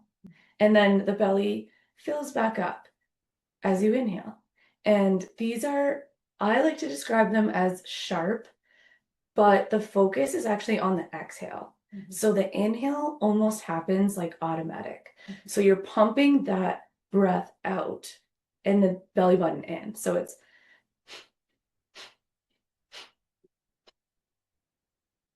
and if you're new, like you can start out really slow. And if you do this all the time, like I'll do it like quicker. And so I don't always remember exactly like what the scientific explanations are. I know some people are very connected to like, I want to know the science. I'm very esoteric. So I always seem to remember like the spiritual meaning. Yeah. And so when you pump your navel, you're clearing your karma. Mm. And it is said to like past lives and this life. Mm-hmm. And so it's almost like giving you a clean slate energetically, and it's creating a fire in the belly. Mm. So that goes back to like creativity. You're fueling the fire, you're getting inspiration. You're literally like sending this like electricity and this fire through your whole body. And then with the thumbs plugged, you're creating like a rainbow bridge above your head. And remember how I talked about like the open crown? Mm-hmm. So you're also literally clearing this space above your head. And so I did this for the first time ever. And in the 13 minutes, I remember like peeking at her and I'm like, are you serious? But I trusted. You're like, how much more? I trusted her so much because she embodied a goddess, like in my eyes. And to this day, she still does. Like she's someone that I look up to so much. And anyway, so I'm peeking at her like, okay, she's still doing it, so I'm still gonna do it. Mm-hmm. And I think having a teacher that you can really trust, and it's like, if they can do it, I can do it. Mm-hmm. She's gonna do it the full 13 minutes, so am I. Mm-hmm. And so I did it the whole 13 minutes. And oh my gosh, like at the end, I was completely visually seeing purple in my aura. I was seeing white light coming through. Purple is like healing, transformation. They call it like the violet flame in like energy work. So the violet flame has been like a huge pillar when I do healing work. You're throwing anything that needs to be transformed into the violet flame of transmutation. And so I'm seeing this violet flame. It's like I've been working with it for many years already, but seeing it, witnessing it is a whole different level. And not only that, I literally felt my aunt, who's one of my most beloved spirit guides. And like I was just like bawling my eyes out because it was like the first, maybe like the second time that I really profoundly felt her there with me. And it was like all I did was open that channel up and like breathe. And we have this in us for free at all times. No substance needed. Yeah. Just breathing. That's why I love breath work so much. Like that's why that's like my dharma path, like to show people that you don't have to take anything external. Like, of course, there's time and place for everything, for all the things, you know. Yeah. But we're so powerful inside, and these are ancient practices. And also, you know, a few things I want to mention. One, you know, my meditation teacher, who is amazing. She mentioned that like that karma that you're talking about, where like you're really like releasing some of that karma and or integrating it. It's almost like what she described is in that movie like Bruce Almighty, where he's like playing God essentially, and he goes up and talks to, you know, Morgan Freeman's character, it's Jim Carrey, and he talks to Morgan Freeman's character up in the skies, and there's like a filing cabinet, and when he opens the filing cabinet, it's like this endless flies out. Yeah, it's like this endless thing, and it's like, oh, that's your karma from lifetimes and lifetimes and lifetimes and lifetimes. Yeah. And for me, some of these practices, energy practices like Kundalini, I don't think that's the only way, but I think like, and even tarot too, like a lot of the stuff we've been talking about, I feel like is a way for you to help integrate that, those karmic densities or heaviness, because those files aren't going to go away, because you Right. can't change the past or the past life if that's what you believe, but you can start to integrate and alchemize some of that. And so I think that these tools and technologies are a beautiful way to almost like shift the perspective to start doing things the right way. Because in that movie, of course, he's like, I'm going to walk on water and I'm going to do, it's all like self, very egoic. But then by the end of the movie, he's like, oh, actually, I need to be helping other people. And so I think that all of these tools and technologies, like you're mentioning, are like to help integrate that, not clear it, but integrate it, because like there's nothing to get rid of. I think it's just to alchemize that or transmute it into a different energy, like you said, like throw it in the fire. And then this like beautiful opening.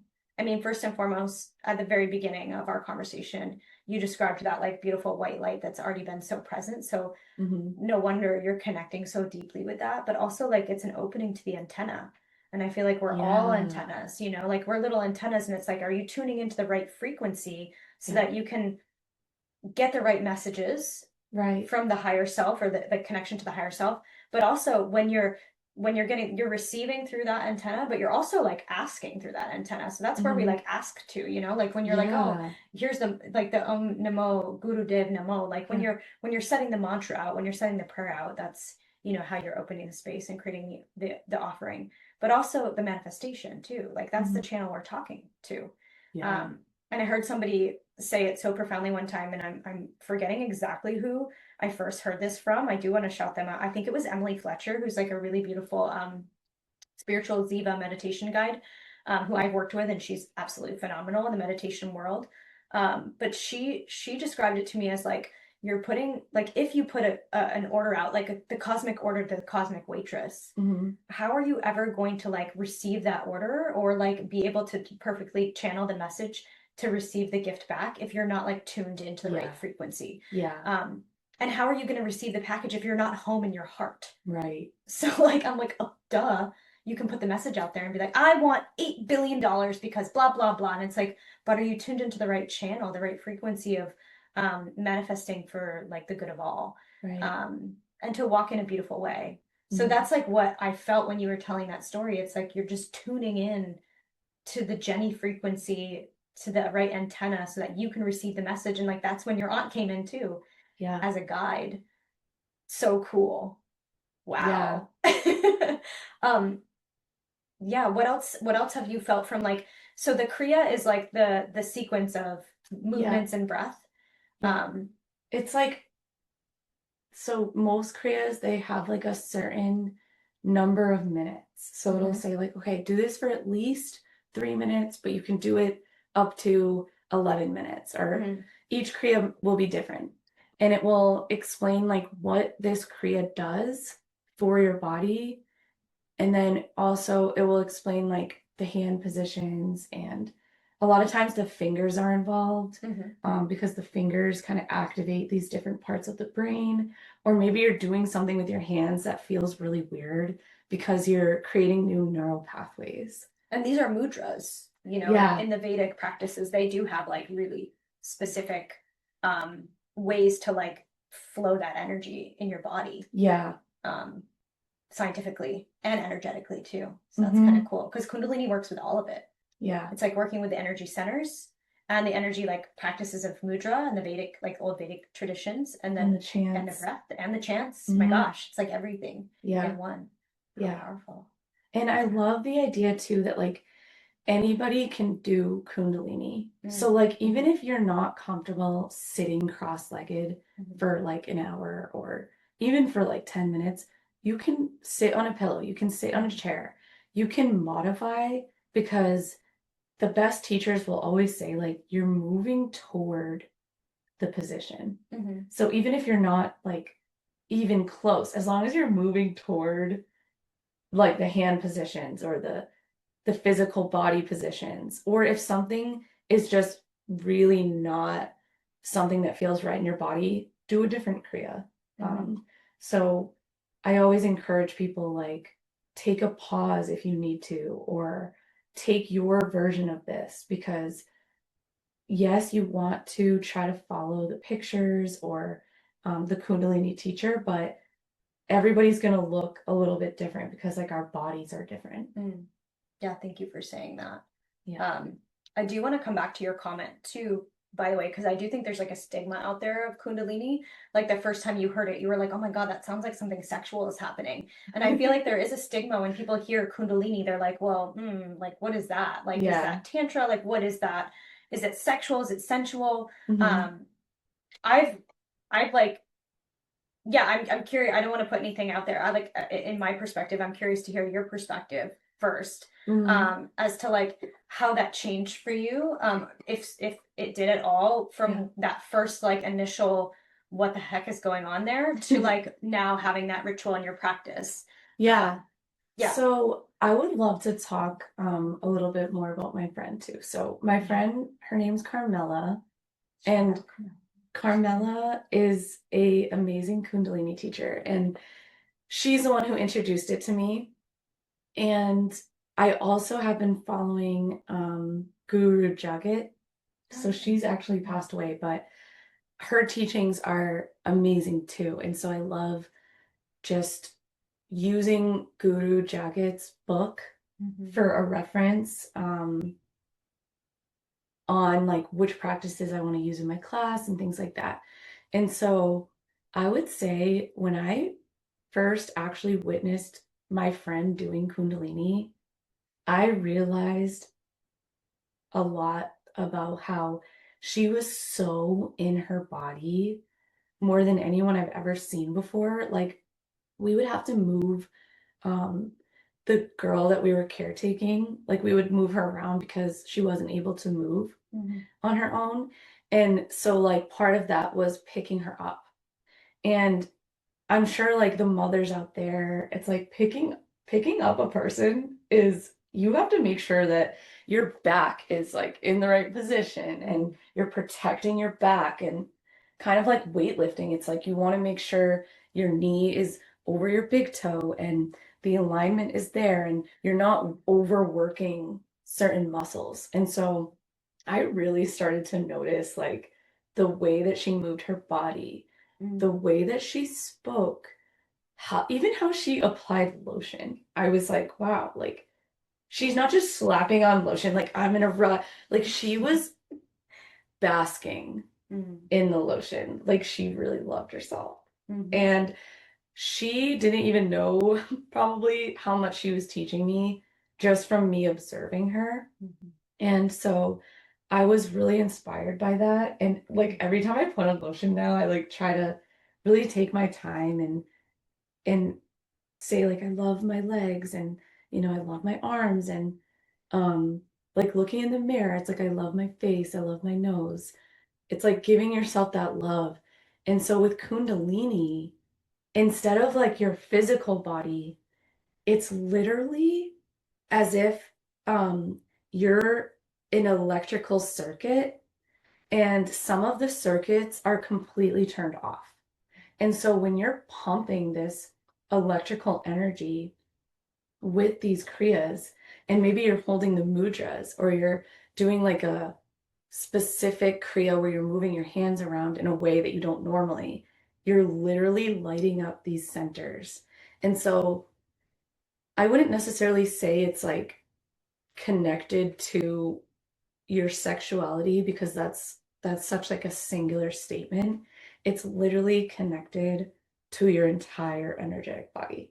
So all the chakras, all the meridians, all the your subtle body, your emotional body, your mental body. So I'll even say in Kundalini, like notice your how your subtle body feels. And we have these different layers. So our energy isn't just stopping like where our skin is. Like our energy is like these layers, like people might say like an onion. And it's like you're actually, your aura goes all the way out a few feet and then all the way up towards the sky. And there's so much energy that we're carrying and holding and moving around. And when you're doing Kundalini, you're literally turning your spiritual body back on. Or that's how I see it. So I don't really know if that's like the proper terminology for Kundalini, but for me, the reason I do it almost every day, so I don't actually do it every single day, but if I have something that day, like for example, today we have the podcast, so I did my breath work. Or like if I'm at the coffee shop all day, as a barista, like I'm making people's drinks. So I want to be giving good energy and holding space for the customers. Whenever I'm holding space, which is almost every day, I want to make sure I'm a clear channel. I want to make sure I'm activated and, like you said, connected to the right sources. Because it's like kind of how I said, I don't care about the material. I want real love. I also want real connection. I don't care about, you know, what's going to get me like the most highest tip or at work or maybe like what makes me look the coolest. Like in Kundalini, you look silly sometimes, like with the tongue out and the crazy breathing. It's like I actually really don't think I look cool doing it. But that's the point. It's about your energy body and your spiritual body. And so every morning on the other side of the door, I probably sound really interesting. And like I live with a couple people, so they're probably like, yup, she's doing the breath thing. She's doing the thing she does. Oh, that's just Jenny. Yeah. Yeah, that's beautiful. Like a beautiful way not to like put it in a box either, and to like really focus on that ka body experience too, like the body beyond the body, the energy centers beyond the body, like vibrating out. And the more that you work on that, the more that grows and grows and grows, the connection to it. Like everyone has it, and everyone has access to it, but like what is the deeper connection to those layers? Yeah. Very cool. I love that. I also feel like there are like stigmas around the practice a little bit, and also because Kundalini is connected to the animal of the snake too, because the snake is like the two different colored snake in Kundalini is almost like crawling up the body, connecting the energy centers, and then ultimately like peaking at the top. And that's where that feeling comes from, to open the crown chakra.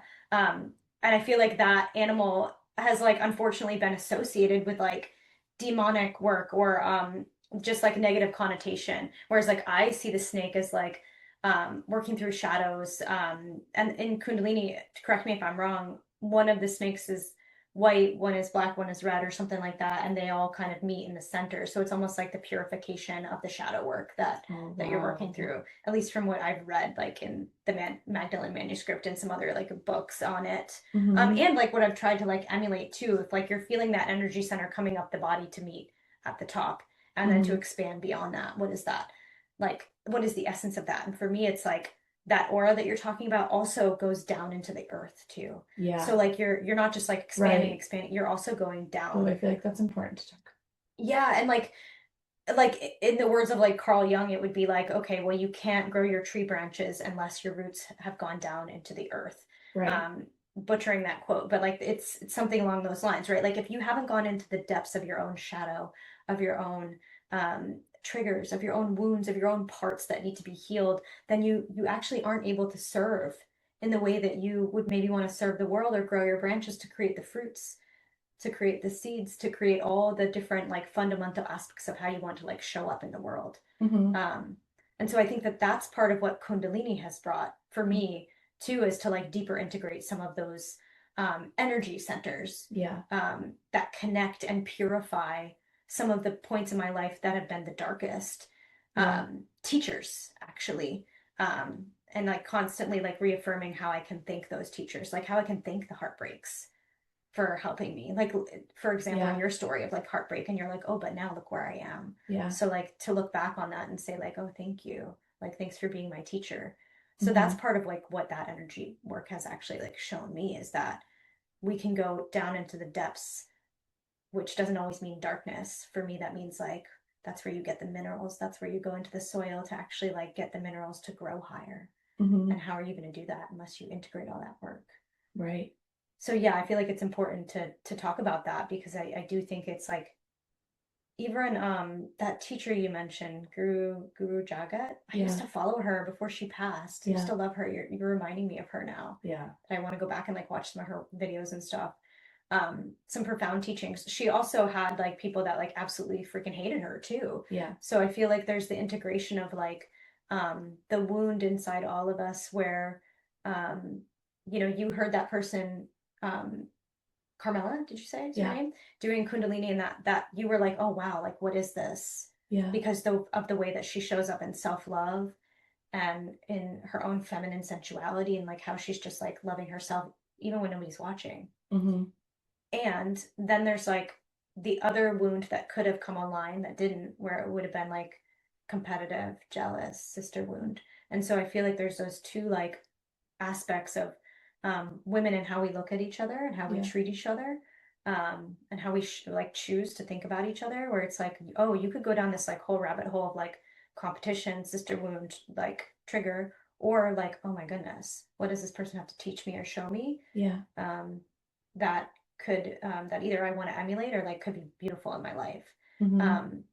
So I love how you talk about her in a way that's like inspiration rather than like competition in some ways. Yeah. And it looks like you've done a lot of work on the competitive energy from like even our first conversation about the crystal store that you worked in and all that. And Mm-hmm. it kind of brings me to like the community that we've created here, like on our little community on Cape Cod that we've created, which is just so beautiful. And it's like the potency of the energy of what this group of women and men has started to build is that energy of rising each other up, Mm-hmm. rather than like poking and competing and like Yeah. trying to like dim anyone else's vibrancy. Yeah. It's been all about like the opposite of that actually, and like how can we like expand the gifts and like shine light on the genius areas and like and share this with the world. Um, so I did want to point that out because I feel like it's a beautiful duality of how people sometimes look at not only Kundalini but some of these practices in general. Mm-hmm. You know, Yeah. yeah. I don't know if you have any like reflections or any points in your life you felt that, you know. Yeah, I do. So I do feel like teaching at SEIKRID. So I'm teaching on Thursday mornings at SEIKRID the Kundalini practices, and Quick plug. I'll Yeah. structure the class with like all different kriyas, and usually we'll have kind of like a theme. And what I've noticed is there are a lot of clients that they're a lot different than me. Like maybe they're not as interested in, you know, the spiritual aspect, but we've all had experiences where like we need healing or we need faith or hope. And I have witnessed like through other people that they're integrating experiences that they've gone through and experiences that they've survived, that they've you know, transmuted, but it's a continuation of this process. So it's like kind of how I said earlier in the podcast, like just keep trying, like keep putting in the effort, and it's okay if like you fall back into your pattern and you try again, and you are always setting that intention and doing your best that you can. So what I've noticed is people coming to Kundalini and applying it to something in their life that maybe has to do with like their health, or maybe has to do with their career aspirations, or it could be even like they want to travel more and they feel stuck, and people are setting their own intentions, then they're grounding into their bodies, breathing, and we're all having like a completely different process. And that's why I love the idea of like journaling along with your Kundalini. So like you can also journal like what came up for you, or I love that we talked about grounding in the roots, because if you are doing any kind of energy work, like maybe you're doing Reiki, or maybe you're doing quantum healing, or even working with crystals, tarot cards, you want to make sure that you're grounded and integrating your own lessons. Because like how can you be a channel or a guide for somebody if you're not listening to your own lessons that you've learned maybe in these higher states, but then when you came back to your life you just kind of hopped back in your car and went right back to what you normally do. So I love that you talked about the integration and the grounding and the rooting, because it's both. Mm-hmm. Like, yes, you're opening your crown chakra and receiving this information and feeling loved and guided and all this amazing heavenly like realm information. But then how are you actually coming back into your body and dealing with the things that don't match with that? Are you just putting up with it because that's all you know and how you feel quote unquote safe? Or are you actually making the changes that need to be made? And it never ends.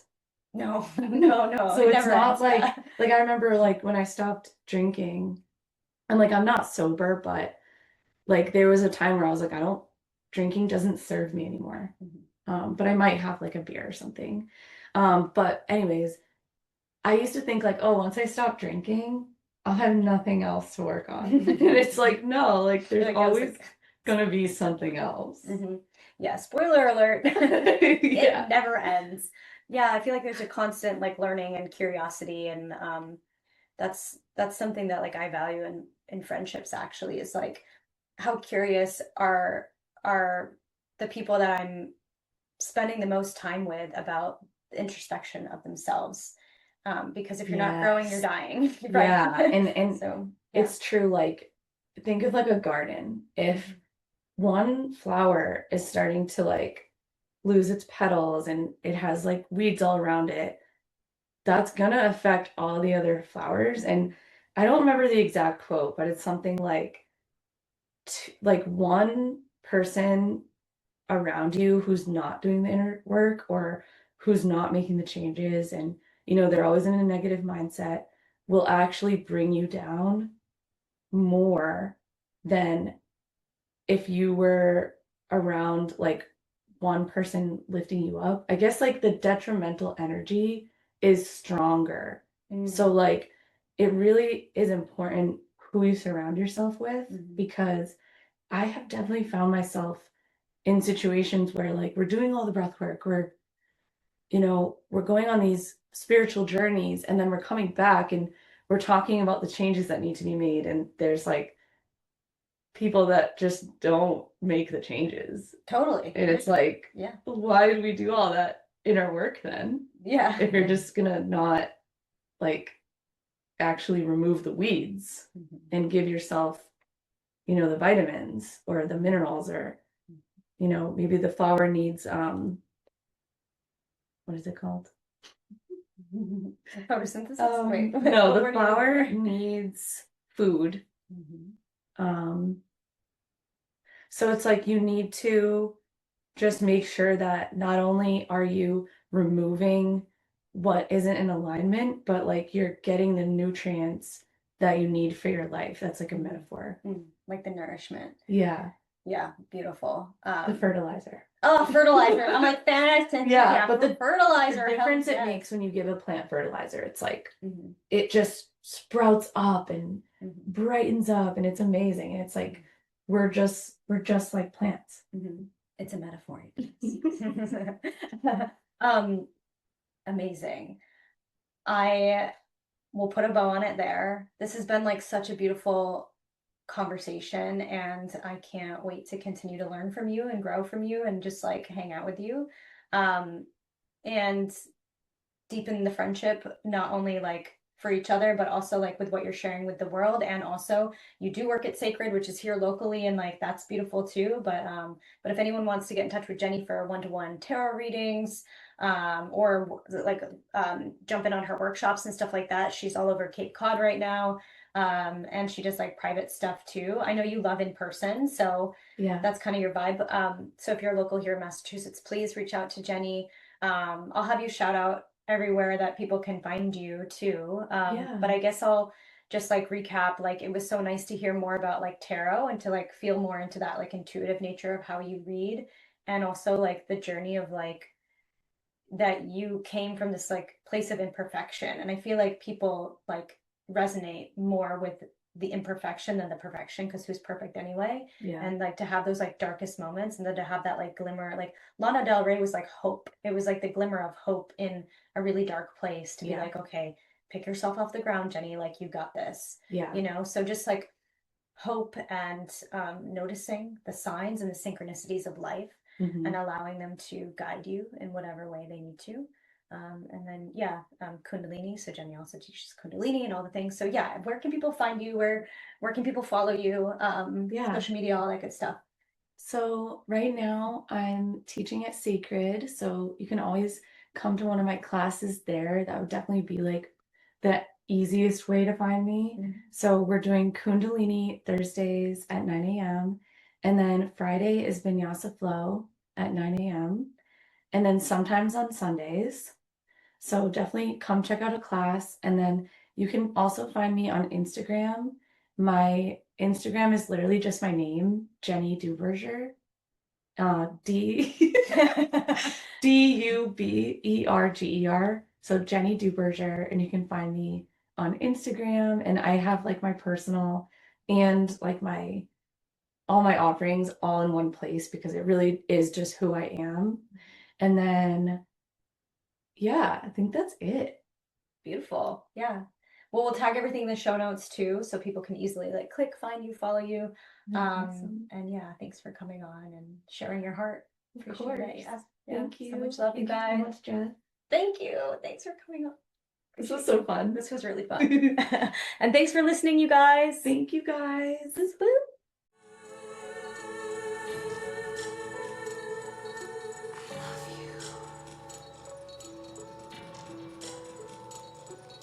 I'm sorry. Please forgive me.